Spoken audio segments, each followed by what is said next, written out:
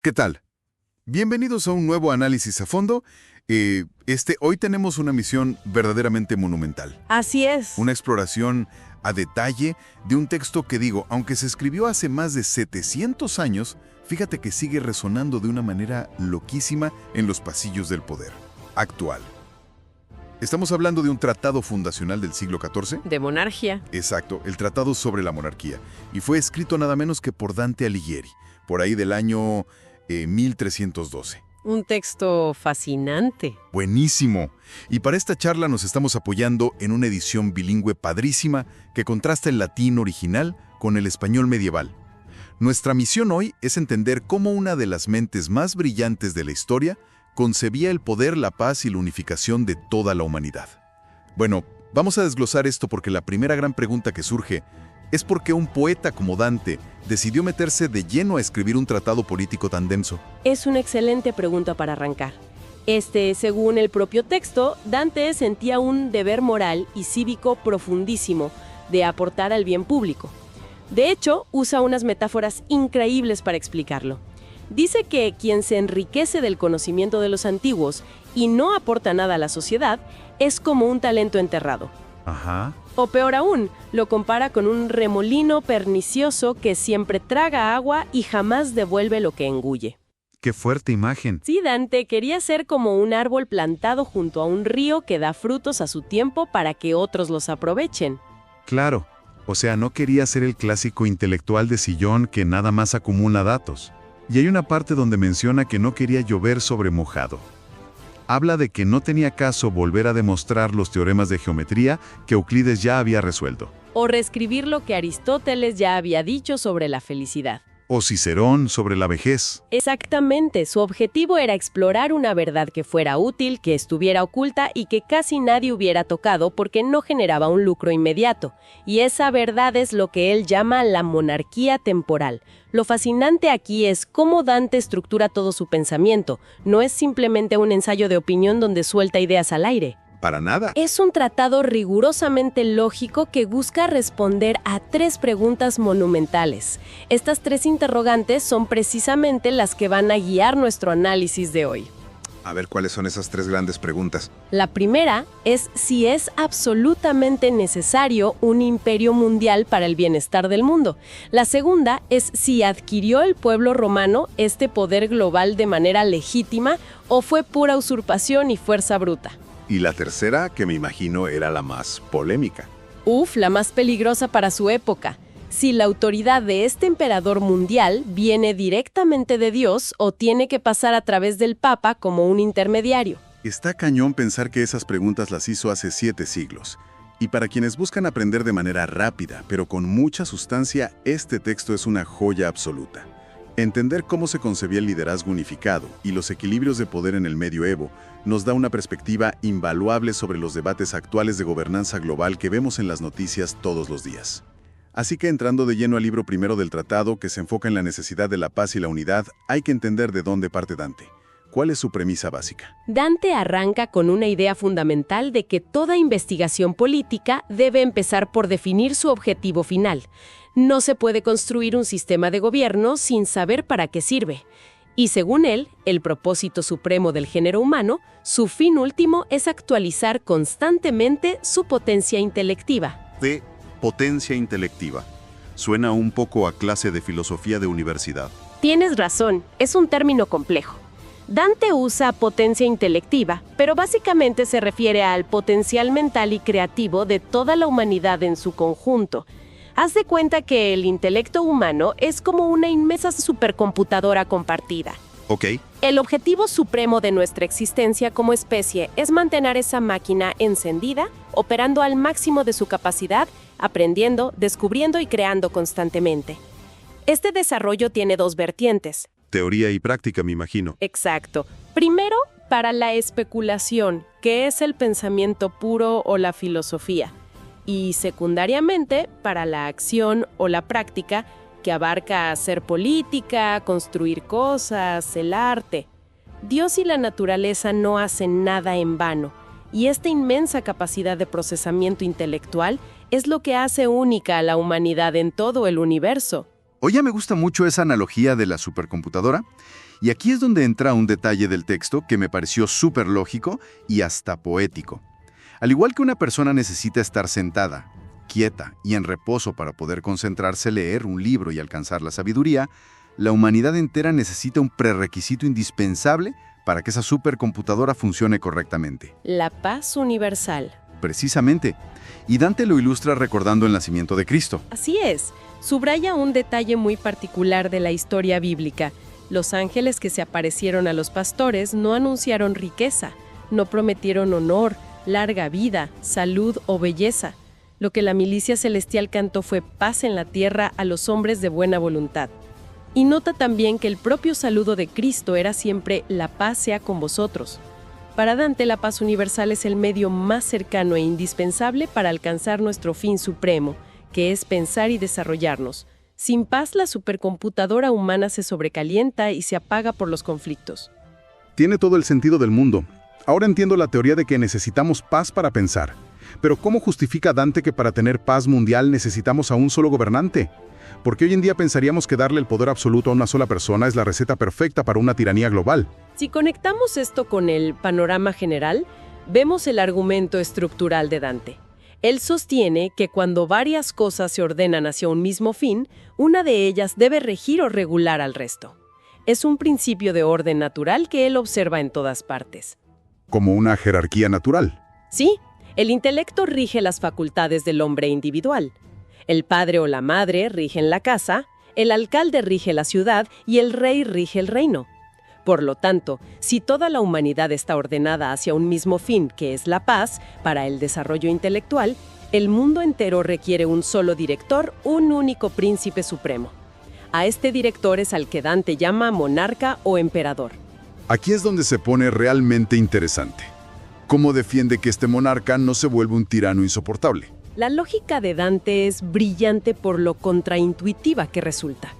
Él argumenta que la justicia suprema solo puede existir bajo un monarca mundial absoluto. ¿Por qué? Porque a la justicia se le opone frontalmente la codicia. La codicia es lo que nubla el juicio de los gobernantes. Siempre quieren más tierras, más dinero, más poder. Pero un emperador global, cuya jurisdicción, como dice el texto, termina solo en el océano, literalmente, no tiene nada más que desear. No hay fronteras que cruzar para robarle al vecino, no hay riquezas ajenas que codiciar, porque todo está bajo su jurisdicción. Haz de cuenta que al tenerlo absolutamente todo se vuelve inmune a la ambición tóxica. Exactamente. Al no tener codicia posible, este gobernante puede gobernar impulsado únicamente por pura caridad o lo que el texto llama recta dilección. Su único trabajo es mantener el orden. Y bajo este esquema, argumenta Dante, la humanidad alcanza su máxima libertad. Esa definición de libertad me voló la cabeza. Dante define el libre albedrío como el estado donde el juicio mueve al apetito y no al revés. O sea, donde la razón domina los impulsos y deseos. Entiendo que bajo un monarca puro, los ciudadanos no existen para servir al gobierno, sino que el gobierno existe para servir a los ciudadanos, asegurando esa paz. Así es. Y Dante cierra esta sección del libro primero con un contraste histórico brutal. Recuerda que la única vez en la historia que el mundo experimentó algo parecido a una monarquía perfecta y una verdadera quietud universal fue bajo el Imperio Romano durante la época de Augusto. La famosa Pax Romana. Correcto. En contraste, lamenta profundamente el caos de su propia época medieval.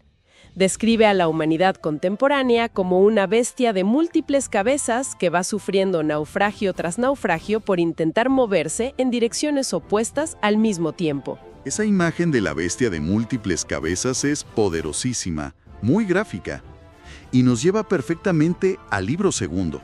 Oye, entiendo la teoría de la paz y de tener un solo gobernante. Pero, ¿cómo aterriza Dante esto en el mundo real? Porque me imagino que no se lo estaba inventando de la nada. Tenía que justificar históricamente quién debía ser ese líder.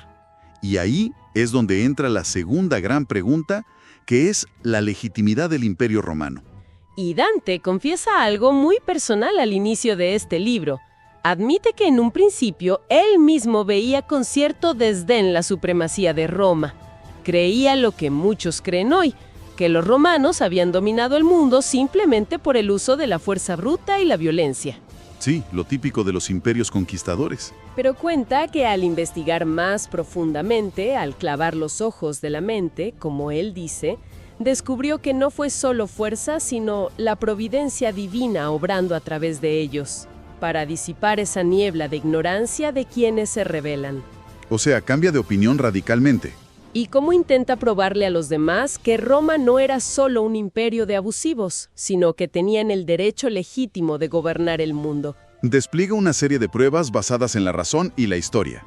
Primero argumenta desde la nobleza y el propósito de su origen, citando a Virgilio y la figura mítica de Eneas, para decir que Roma era el pueblo más noble. Además subraya que los romanos en su época dorada republicana no buscaban someter al mundo por pura codicia, sino que intentaban establecer el bien público y la paz universal. Incluso renunciando a comodidades propias. Exacto. A esto le suma un argumento apoyado en Aristóteles, la idea de que la naturaleza prepara a ciertos pueblos específicamente para mandar y a otros para ser gobernados. Para Dante, Roma nació con esa aptitud natural y administrativa para el liderazgo global. Fíjate que hay una parte en este segundo libro que me pareció loquísima, casi sacada de una serie de fantasía medieval. Habla del juicio divino a través del duelo.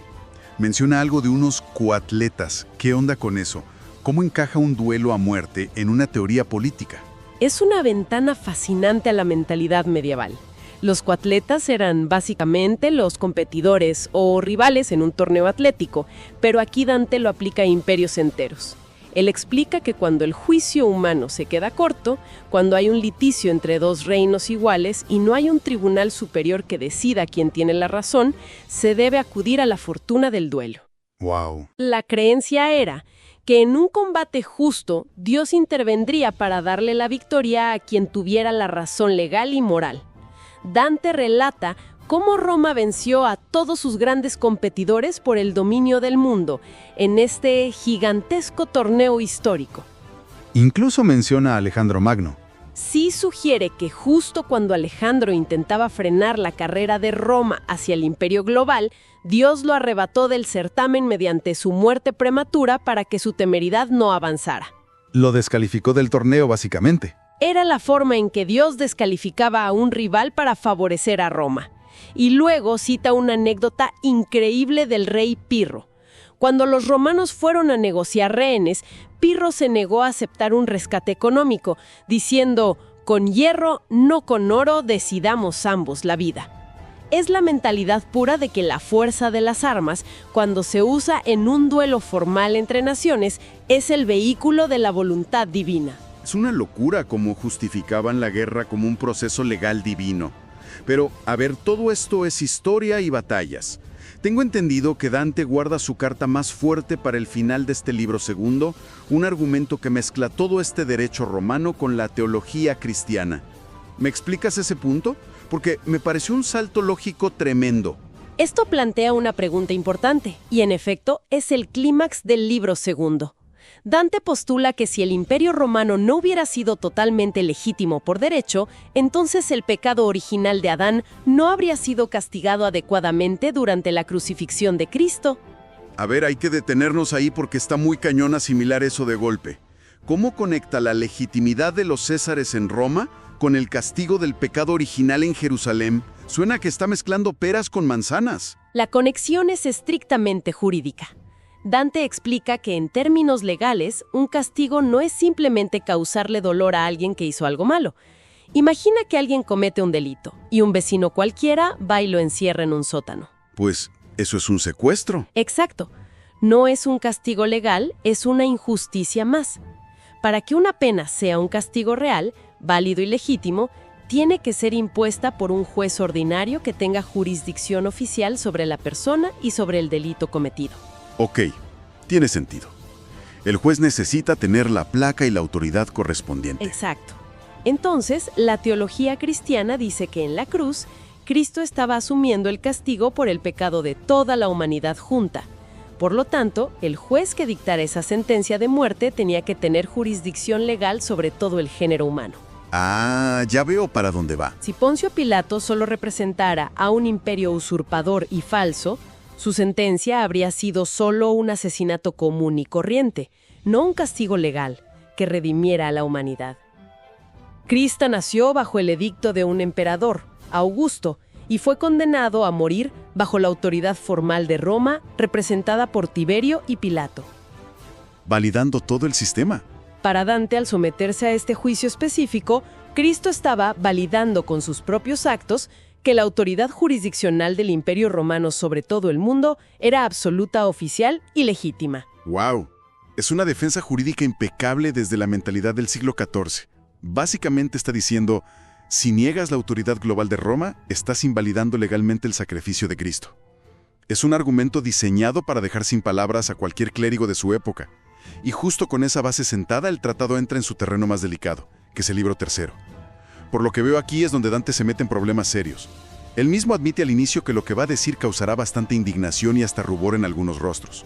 Absolutamente. Aquí es donde aborda el gran tabú político de la Edad Media, que es la separación de poderes entre el Papa y el Emperador. Es la disputa entre los dos grandes luminares, como él los llama, el pontífice romano y el príncipe romano. Dante identifica a 3 grupos principales a los que se va a enfrentar. ¿Cuáles son esos grupos? Primero, el propio Papa y ciertos pastores de quienes dice que actúan por un celo equivocado hacia la Iglesia. Luego están los que actúan solo por ignorancia ciega.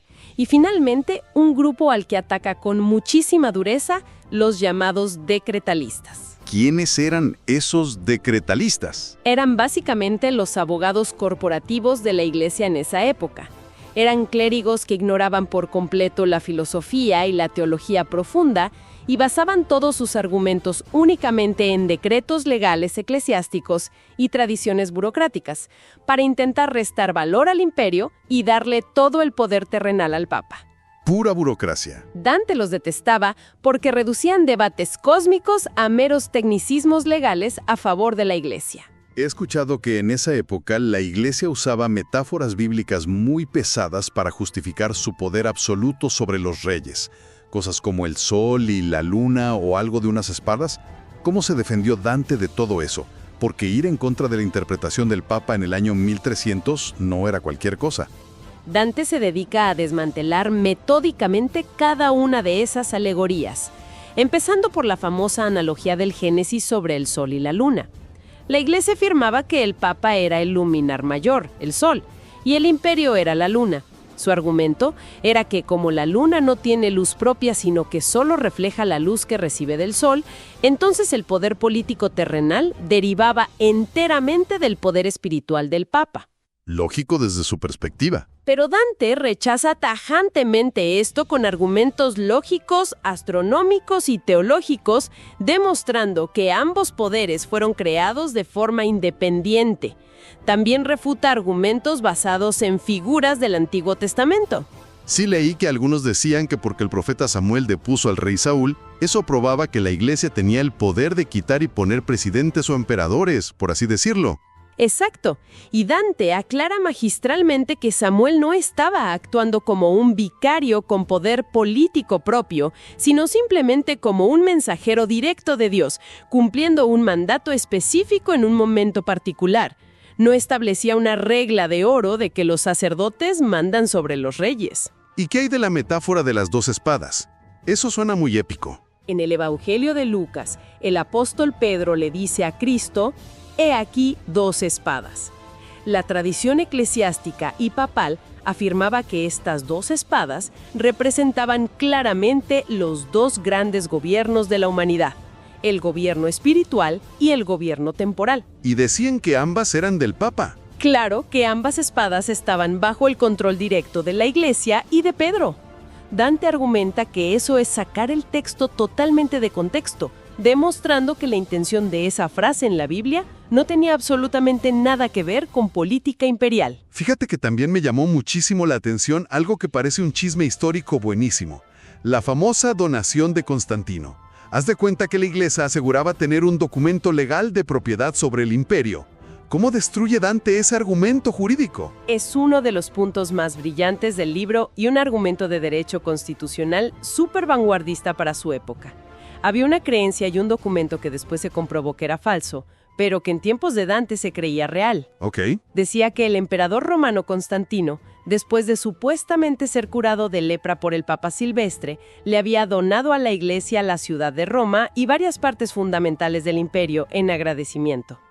Dante argumenta que incluso si asumimos que ese hecho histórico ocurrió, jurídicamente el acto era nulo. ¿Por qué nulo? Digo, si era el emperador, ¿no podía hacer lo que quisiera con su territorio? Precisamente no. Dante expone que la función misma, la razón de ser de un emperador, es mantener la unidad del imperio para garantizar la paz mundial. Por lo tanto, un emperador simplemente no tiene la capacidad legal ni la facultad constitucional para dividir, fragmentar o regalar pedazos del imperio. Claro. Hacerlo iría contra la naturaleza misma de su cargo. Sería como si un presidente hoy decidiera regalarle la mitad del país a una corporación privada. No tiene el poder legal para destruir el Estado que juró proteger. Wow. Básicamente está abogando por la noción del Estado como una entidad superior a la persona que lo gobierna. Así es. Y por el otro lado del trato, argumenta que la Iglesia tampoco tiene permitido, ni legal ni espiritualmente, recibir riquezas o territorios terrenales. Porque va en contra de sus propios principios. Totalmente, porque la forma fundamental de la Iglesia debe imitar la vida de Cristo. Y Cristo dejó estipulado con absoluta claridad ante Pilato: mi reino no es de este mundo. Al aceptar tierras y poder político, la Iglesia estaba traicionando su propia naturaleza espiritual. Es decir, Dante estaba abogando por la estricta separación de Iglesia y Estado siglos antes de que se volviera la norma en las constituciones republicanas modernas. Trazó una línea clarísima entre la autoridad moral y la autoridad administrativa. Y con todos estos argumentos de la Iglesia rebatidos, llegamos a la gran síntesis del libro, donde Dante nos regala una visión casi cósmica de la condición humana. ¿Cómo cierra todo este andamiaje lógico? Lo cierra definiendo el lugar único que ocupamos en el universo. Él dice que el ser humano es excepcional entre todas las criaturas porque se encuentra exactamente en el punto medio entre lo corruptible, que es lo físico, y lo incorruptible, que es lo espiritual. Usa una metáfora hermosísima. Somos como la línea del horizonte que divide dos hemisferios.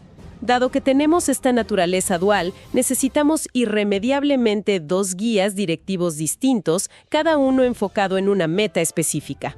A ver si entendí bien la separación final. Un guía para el cuerpo y la mente en la tierra y un guía para el alma en el cielo. Precisamente. Esta es la cúspide de su teoría. Por un lado está el Papa. Su único trabajo es estar guiado por la revelación divina y conducir a la humanidad hacia la bienaventuranza eterna, es decir, al paraíso celestial. Y por el otro lado, de forma completamente paralela e independiente, está el emperador. ¿Guiado por la razón? Su guía no es la fe religiosa, sino la razón, la filosofía y el intelecto. Su responsabilidad es dirigir a la humanidad hacia la felicidad temporal, garantizando la paz y la realización en este mundo, en el paraíso terrenal. Son dos esferas que no deben mezclarse bajo ninguna circunstancia porque responden a las dos naturalezas intrínsecas del ser humano. Entonces, ¿qué significa todo esto a nivel práctico para el poder político? La conclusión contundente de Dante es que la autoridad del emperador fluye de manera directa, sin escalas, desde Dios, que es la fuente de autoridad universal. No necesita pedirle permiso al Papa ni pasar por la burocracia de la Iglesia. Así es. Sin embargo, algo que me pareció de una brillantez política tremenda es que el tratado no termina incitando una guerra civil o a una rebelión violenta. Dante le añade un matiz diplomático y moral al final. Sí, es un cierre muy elegante. Dice que, aunque el emperador recibe su poder político directamente de Dios y es legalmente independiente, debe mostrar cierta reverencia hacia el Papa. Es la misma reverencia que un hijo primogénito le debe a su padre. La idea es que al ser iluminado por los consejos morales y la gracia del líder espiritual, el emperador podrá gobernar los asuntos terrenales con mayor virtud y sabiduría. Es una independencia total y absoluta en el papel jurídico y gubernamental, pero con un respeto moral en la práctica diaria. Pues, vaya viaje. Para quienes disfrutan de conectar los grandes puntos de la historia, aquí hay una verdadera mina de oro en cuanto a conocimiento. Este texto nos demuestra que muchos de los problemas que consideramos supermodernos en realidad tienen raíces profundísimas. La idea del equilibrio de poderes, la necesidad imperiosa de tener una gobernanza objetiva que no se deje llevar por la codicia y la urgencia de proteger la mente humana garantizando la paz son debates que llevan siglos evolucionando. Básicamente, a través de este análisis hemos visto los cimientos conceptuales del derecho internacional y de cómo entendemos el liderazgo hoy en día. Y para hacer un recuento rápido, hemos visto a una mente maestra del medioevo construir un tratado lógico impecable. Pero para cerrar nuestra exploración de hoy, me gustaría dejar una semilla intelectual flotando. Algo basado en el texto, pero proyectado al vacío de lo no resuelto de nuestros tiempos. A ver, cuéntanos. Dante argumentó ferozmente que para evitar el caos de esa bestia de múltiples cabezas, la humanidad física necesitaba centralizarse bajo un solo líder temporal para garantizar la paz y el enfoque. Pero pensando más allá de imperios construidos con tierra, hierro y escudos, si Dante observara nuestro ecosistema digital de hoy, donde la información, las corporaciones y los sistemas transnacionales operan muchas veces por encima de los gobiernos locales de cada país, es válido preguntarse cómo sería una monarquía temporal en la era del ciberespacio. Uf, qué gran pregunta.